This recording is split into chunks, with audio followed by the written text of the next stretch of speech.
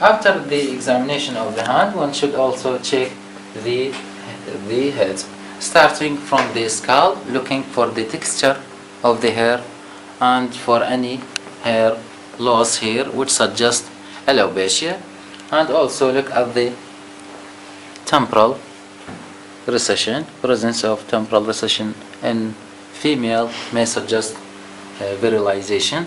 After that, check both eyes, especially for the eye, brow, eyelashes, eyelid, and the black part of the eye, which is the cornea, and the white part, which is the sclera. Really, if we have loss of lateral 1/3 of the eye, brow, this may suggest hypothyroidism and may occur really in leprosy and so on.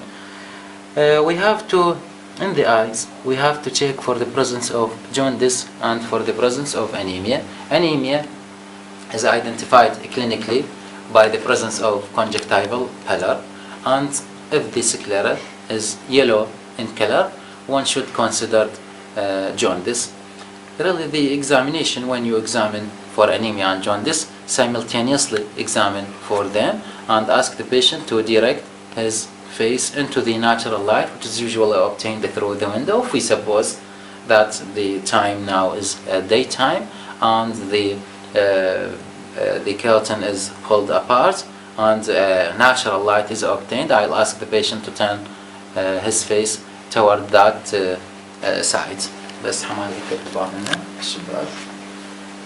Okay, after he had turned his head, I'll check for the presence of jaundice in the following manner. I'll ask the patient to follow my finger. هسه بس باوع اصبعي ورا اصبعي.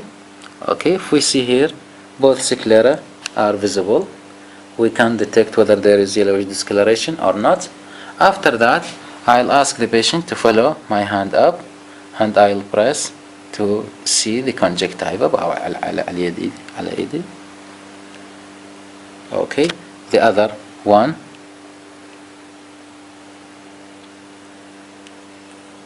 Also, after that, I'll check both cornea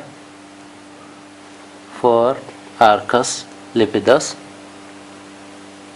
and also for KF rings, and for the pupil size, whether they are narrowed or constricted, or they are dilated, or they are irregular in shape. This really with respect to the examination of the eye. After that, I'll check the external ear, really check for any abnormality, tenderness here at the tragus, and check for any discharge. Also, in the same manner, I'll check the other eye or the other ear for any abnormality.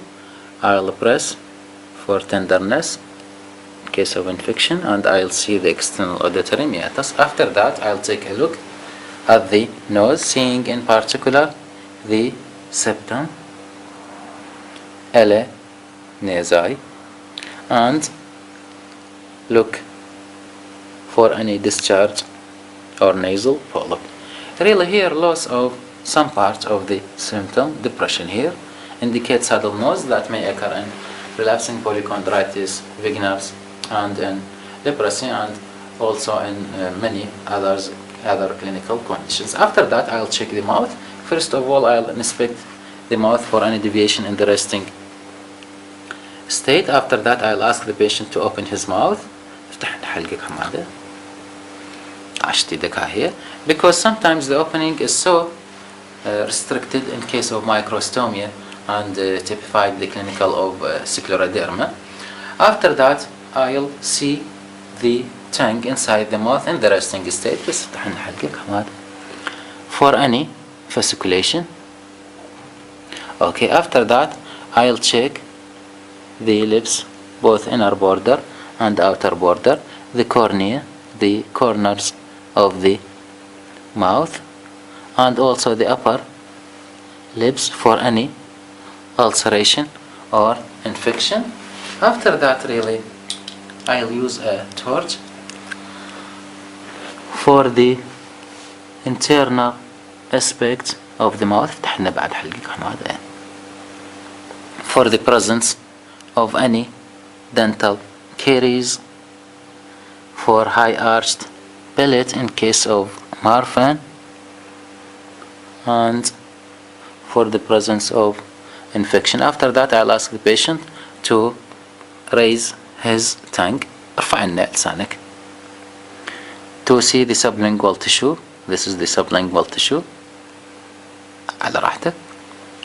Really, after that you complete the examination. After you complete the examination of the mouth, you have to put in your mind that the sublingual tissue may be discolored, yellow in case of jaundice, may be pale in case of anemia, and it may be involved in case of cyanosis. Cyanosis here, if it involves the tongue plus the sublingual mucosa with the involvement of the lips, this is most likely central, especially if it is accompanied by digital clubbing or warm hands. If the hands are cold, the extremities as a whole are cold, and there is no involvement of the tongue, one should expect that the patient had peripheral cyanosis. Really, if the patient had combination of both, that's to say, the patient had clubbing, for example, but the extremities are cold with no involvement of the tongue, one should comment on this, that there is a central and peripheral cyanosis. In reality, the candidate should also know about other types of cyanosis, which may the examination committee ask him about, including the differential cyanosis and acrocyanosis.